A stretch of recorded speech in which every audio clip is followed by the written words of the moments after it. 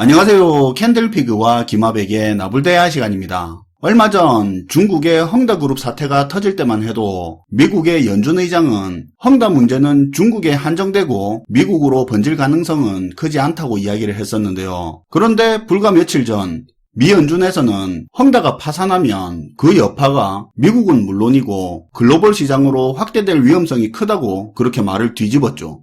연준은 올해 초에도 지금의 물가 상승은 일시적이라고 했다가 하반기 들어서 인플레이션이 지속적일 수 있다고 말을 바꾸기도 했었는데요.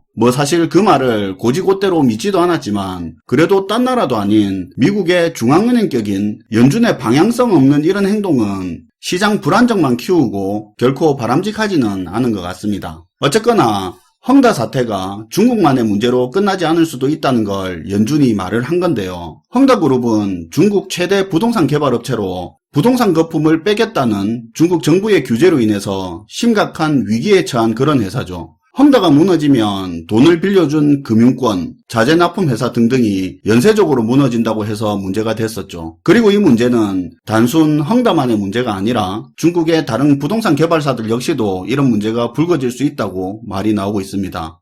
최근 연준은 중국 기업과 지방정부의 부채 문제가 심각한 수준이고 금융사들이 과도하게 빚으로 투자하는 부분을 문제 삼고 있는데요. 그 투자처의 상당 부분이 중국 부동산에 쏠려서 부동산이 가치 대비 가격이 너무 높은 상황인데 중국 정부가 이 부동산 가격 잡는다고 개발기업들 집중 규제에서 급격한 가격 조정만 발생하게 되면 중국 금융체제에 문제가 발생하고 그 여파가 커질 수 있다고 미 연준이 이렇게 말하는 겁니다. 되게 재미있는 그림인데요. 중국 정부는 개혁을 진행하겠다면서 이런 문제는 안고 가겠다는 입장인데 오히려 미국이 자기한테 불똥 튈까봐 너무 급하게 쪼우지 말라고 챙겨주고 있는 것 같죠.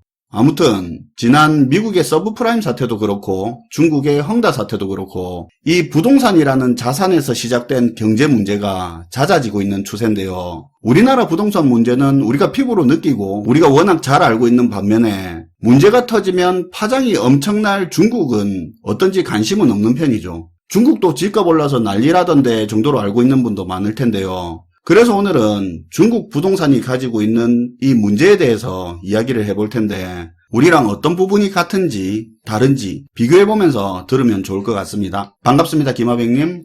네, 안녕하세요. 지금 중국 사회가 부동산 문제로 골머리를 앓고 있는데요. 그래서 한편에서는 이렇게 중국 정부가 과열된 부동산 시장을 잡기 위해서 각종 규제를 내세울 정도로 현재 중국 사회가 부동산 문제로 힘든 시간을 보내고 있습니다.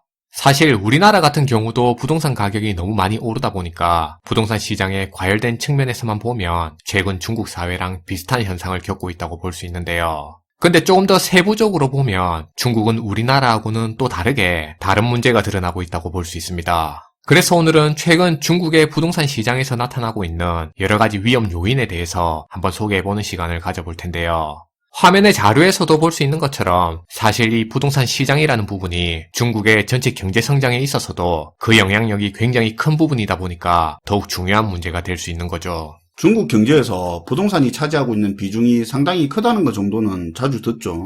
네. 최근 중국의 부동산 시장에서 나타나고 있는 문제는 크게 봤을 때 세 가지 정도로 지적할 수 있는데요. 우선 첫 번째 문제는 현재 부동산 시장은 우리나라하고는 다르게 공급 과잉 문제를 겪고 있다는 겁니다. 그러니까 주택이 너무 많이 공급된 나머지 수요가 도저히 따라가지를 못하는 주택시장이 공급 과잉 문제를 겪고 있다는 얘긴데요. 다르게 얘기하면 수요 부족 문제로 볼 수도 있는 거죠.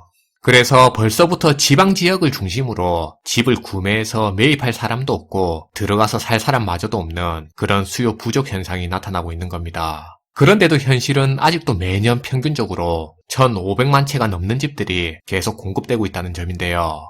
CNN의 보도에 따르면 현재 중국에서 분양된 이후에 사람이 안 사는 빈 아파트만 해도 총 1억 채나 된다고 보도되고 있고요. 최근에는 미분양 물량만 3천만 채가 넘고 또 전국 중소도시를 중심으로 이른바 빈집만 넘쳐나는 그런 유령 도시가 급증하고 있다고 알려지고 있어요.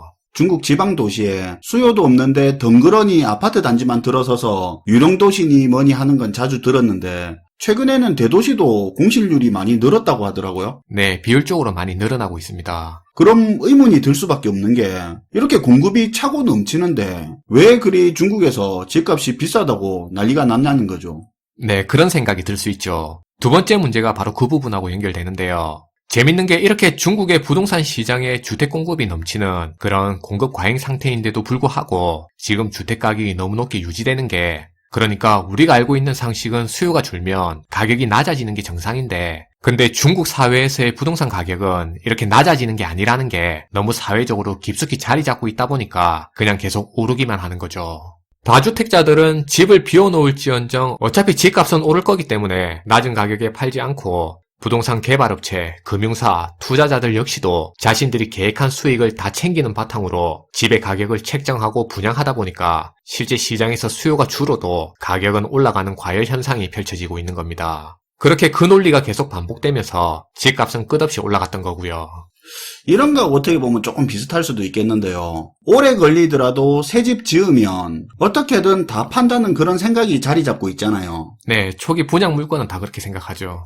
공급이 늘어도 주변 시세로 분양하고 집이 안 팔리면 집값을 내리는 게 아니라 가전제품 같은 걸로 구매자한테 별도의 혜택을 준다든가 아니면 분양업자한테 분양 수수료를 더 올리는 식으로 해서 집값은 안 건드리면서 어떻게든 파는 경우도 쉽게 보는 상황이잖아요. 그런 식으로 또 구매를 한 사람은 절대 분양가보다 싸게 안 내놓고 이게 반복되면서 계속 오르는. 네, 그런 경우도 있어요. 그렇게 중국의 부동산 가격이 끝없이 오르다 보니까 집이 더 이상 필요가 없어서 수요가 없는 게 아니라 집을 사고 싶은 사람은 넘쳐나지만 사실상 구매를 꿈꿔보기도 힘들 정도로 집값이 너무 높아서 수요층이 사라지는 문제가 생긴 거예요. 그러니까 일반 서민들이 도저히 살 수 없는 그런 가격에 위치하게 된 게 지금 중국 부동산 시장이 가진 두 번째 문제점인 거죠. 공급이 넘쳐난다는 게 소득에 비해서 집값이 너무 높아서 사고 싶어도 살 수가 없기 때문에 공급이 넘치는 거네요.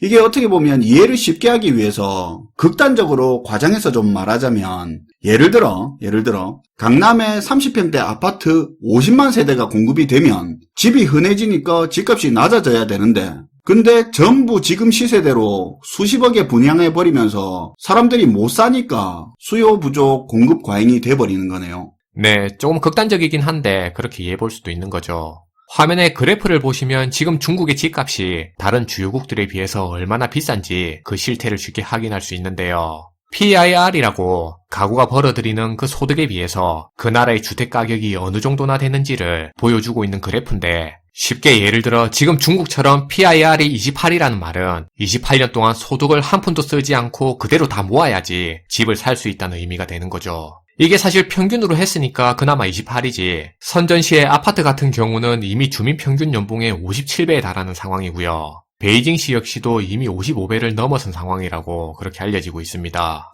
그만큼 현재 중국의 부동산 시장이 굉장히 과열된 양상이라는 얘기인 거죠. 그런데 여기서 진짜 문제는 지금처럼 이렇게 집값이 너무 올라버리면 중산층들이 금융 부담 압박을 못 이기게 돼서 중국 자국 내 소비 시장이 침체될 수 있다는 점이에요. 돈 벌어서 원리금 갚는데 다 때려박아야 되니까 소비 시장이 클 수가 없죠. 네. 사실 중국은 2018년도부터 시작된 미국과의 갈등과 기존 방식의 경제성장 전략으로는 한계를 맞으면서 이른바 쌍순환 전략이라는 걸 들고 나오게 됩니다. 간단하게 전 세계의 공장 역할을 하던 중국 경제가 이제는 전 세계의 시장 역할로 그 역할을 바꿔가겠다는 전략인 거죠. 쉽게 얘기하면 중국 자국 내의 내수 시장의 잠재력을 더 키워서 소비도 더 증가시키고 그렇게 자립된 경제 구조를 갖춰 나가겠다는 얘기인 거죠. 근데 이게 과열된 부동산 시장 때문에 자칫 잘못되게 되면 중산층에 기반한 그런 소비 시장이 위협받을 수도 있게 되는 거예요. 집값 때문에 내수주도 경제체제를 만드는 게 시작부터 어려워진다는 거네요. 네. 그래서 주택가격 과열 현상은 이걸 단순히 부동산 문제 외적으로도 소비시장하고 연결되는 문제로 확대해서 볼 수 있어요. 마지막으로 세 번째 문제는 부채 문제에서 그 이유를 찾을 수 있는데요. 흔히 우리가 한국은 가계부채가 문제고 미국하고 일본은 정부부채가 문제고 중국은 기업부채가 문제라고 얘기하는데요. 근데 여기서 최근 들어 중국에서는 특히 이 부동산 개발 기업들의 부채 문제가 많이 심각하다고 거론되고 있습니다. 앞선 헝다그룹의 부도위기 사건을 통해서도 알 수 있는 내용이에요. 중국에서는 지방정부들이 토지 사용권이라는 걸 가지고 있는데요. 그럼 부동산 개발 기업들이 자기들이 가진 돈에다가 은행에서 잔뜩 빌린 그 빚까지도 레버리지로 활용해서 이 토지 사용권을 지방정부한테서 사게 되는 구조예요. 우리로 치면 부동산 개발 기업들이 지방 정부한테 토지 사들인 거하고 비슷한 개념이네요. 네. 그럼 개발 기업들이 이제 거기다 아파트도 짓고 상가도 짓고 그렇게 개발해서 그걸 다시 분양으로 팔아서 수익을 얻어가는 구조인데요. 근데 이게 중국 경제가 성장하고 이렇게 개발 사업이 확장되게 될수록 토지 사용권 가격이 전반적으로 상승하게 된 거예요. 근데 반대로 정부에서는 투기 시장을 막겠다고 분양가 상한제로 규제해버리니까 이런 부동산 개발 기업들의 수익률이 급격하게 감소하게 됐습니다. 화면의 그래프는 중국에 상장된 부동산 개발 기업들의 부채 비율하고 그 수익성을 보여주고 있는 그래프인데요. 부채 비율 같은 경우는 이미 2020년 말을 기준으로 360% 수준으로 굉장히 부채 부담이 높은 상태인 걸 확인할 수 있고요. 수익성 같은 경우도 마찬가지로 2018년만 하더라도 12%였던 그 수익성이 올해 21년에는 8%까지 수익성이 확 떨어진 걸 확인할 수 있는 거죠. 그만큼 현재 중국 부동산 시장 내부에서 이 부동산 개발 기업들의 그 수익성이 저하되기 시작하면서 부채가 늘어나는 그 부실화 현상이 진행되고 있다는 의미인 거죠. 그런 상황에서 중국 정부가 집값 내린다고 규제에다가 부동산 기업들 부채 비율을 관리하면서 대출까지 안 해주다 보니까 금방 자금줄 막히고 뻥 터져버리는 거네요. 그렇죠. 부동산 개발 기업들이 수익성은 떨어지는데 부채에 의존해 사업을 확장하다 보니까 어느 순간 경제의 내관이 되어버린 거예요. 앞에서도 잠깐 이야기한 것처럼 중국 경제가 부동산 의존도가 높다 보니 부동산 개발 기업들의 파산은 건축업, 건축 관련 자재 산업, 금융업에 직접적인 영향을 주고 또 지방정부 역시도 크게 타격을 받을 수 있는 건데요.